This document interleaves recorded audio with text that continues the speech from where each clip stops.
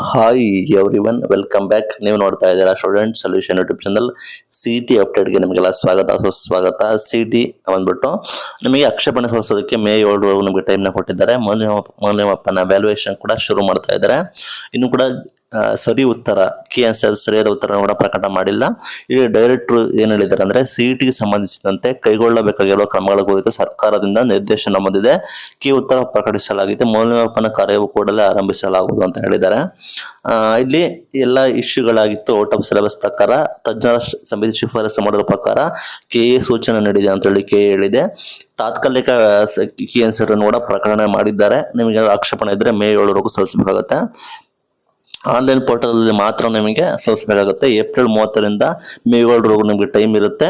ಯಾವೆಲ್ಲ ಪಠ್ಯದ out of syllabus ಯಾವೆಲ್ಲ ಇದೆ ಅದನ್ನ ಕೀ ಉತ್ತರದಿಂದ ಪಟ್ಟಿಯಿಂದ ಕೈ ಬಿಡಲಾಗಿದೆ ಅಂತ ಹೇಳಿದ್ದಾರೆ. ಅದನ್ನ ಯಾವೆಲ್ಲ ಔಟ್ ಆಫ್ ಸಿಲೆಬಸ್ ಇದಾವೆ ಅವನ್ನೆಲ್ಲ ಕೀ ಆನ್ಸರ್ಸ್ ಕೈ ಬಿಟ್ಟಿದ್ದಾರೆ, ಅಂದ್ರೆ ಅದನ್ನ ಕನ್ಸಿಡರ್ ಮಾಡೋದಿಲ್ಲ. ಉನ್ನತ ಶಿಕ್ಷಣ ಇಲಾಖೆಯ ಮಾಹಿತಿ ಪ್ರಕಾರ ಕೈ ಬಿಡಲಾದ ಪಠ್ಯಕ್ರಮದಿಂದ ಬಂದಿರೋದು ಜೀವಶಾಸ್ತ್ರದಲ್ಲಿ 11, ಭೌತಶಾಸ್ತ್ರದಲ್ಲಿ 9, ಗಣಿತ ಮತ್ತು ರಸಾಯನಶಾಸ್ತ್ರದಲ್ಲಿ ತಲಾ 15 ಸೇರಿ ಒಟ್ಟು 50 ಪ್ರಶ್ನೆಗಳನ್ನ ಔಟ್ ಆಫ್ ಸಿಲೆಬಸ್ ಅಂತ ಹೇಳಿ ಆಕ್ಷೇಪಣೆ ಸಲ್ಲಿಸಿರೋ ಪ್ರಕಾರನೇ ಅದ್ರ ಬಗ್ಗೆ ಮಾಹಿತಿ ಸಲ್ಲಿಸಿ ಅದೇ ರೀತಿ ಎಲ್ಲನೂ ಕೂಡ ಮಾಡಿ ಕಳಿಸಿದ್ದಾರೆ. ನೀವು ಇನ್ ಕೇಸ್ ನೀವು ಆಕ್ಷೇಪಣೆ ಸಲ್ಲಿಸಬೇಕಾದ್ರೆ PDF ರೂಪದಲ್ಲಿ ಸಲ್ಲಿಸಬೇಕು. ಪ್ರಶ್ನೆ ಸಂಖ್ಯೆ ಅಥವಾ ವರ್ಷ ಕೋಡ್ ನಮೂದಿಸಿದೆ ಅಥವಾ ಆಧಾರ ರಹಿತ ಸಲ್ಲಿಸಿದ ಆಕ್ಷೇಪಣೆಗಳನ್ನು ಪರಿಗಣನೆ ಮಾಡೋದಿಲ್ಲ. ನೀವು ಪ್ರಶ್ನೆ ಪ್ಲಸ್ ವರ್ಷ ಕೋಡ್ ಸಮೇತ PDF ರೂಪದಲ್ಲಿ ನೀವು ಕಳಿಸಬೇಕು ಅಂತ ಹೇಳಿದ್ದಾರೆ. ವಿಷಯ ಸಮಿತಿಯವರು ನೀಡುವ ಸರಿ ಉತ್ತರದಿಂದ ಅಂತಿಮವೆಂದು ಪರಿಗಣಿಸಲಾಗ್ತದೆ. ಅವ್ರ ವಿಷಯ ತಜ್ಞರು ಏನ್ ಮಾಡ್ತಾರೆ ಅದ್ರ ಬಗ್ಗೆ ನಾವು ಕನ್ಸಿಡರ್ ಮಾಡ್ತೀವಿ ಅಂತ ಹೇಳಿದ್ದಾರೆ. ಮೇ ಅಂತ್ಯದೊಳಗೆ ನಿಮಗೆ ಫಲಿತಾಂಶ ಕೂಡ ಪ್ರಕಟಣೆ ಮಾಡ್ತಾರೆ. ಮೌಲ್ಯಮಾಪನ ಕಾರ್ಯ ಏಪ್ರಿಲ್ 30ರಿಂದ ಚಾಲನೆ ಕೊಟ್ಟಿದ್ದಾರೆ. ಏಪ್ರಿಲ್ 30ರಿಂದ ನಿಮಗೆ ವ್ಯಾಲ್ಯೂಯೇಷನ್ ಕೂಡ ಶುರುವಾಗಿದೆ. ಈಗಾಗಲೇ ಮೌಲ್ಯಮಾಪನ ವ್ಯಾಲ್ಯೂಯೇಷನ್ಗೆ ಎಲ್ಲ ರೀತಿ ಸಿದ್ಧತೆ ಮಾಡ್ಕೊಂಡಿದ್ದಾರೆ. ಪಠ್ಯದ ಹೊರತಾಗಿ ಔಟ್ ಆಫ್ ಸಿಲೆಬಸ್ ಎಲ್ಲ ಕೂಡ ಕೈ ಬಿಟ್ಟು ಉಳಿದದನ್ನು ಮಾತ್ರ ವ್ಯಾಲ್ಯೂಯೇಷನ್ ಕೂಡ ಮಾಡಿದ್ದಾರೆ.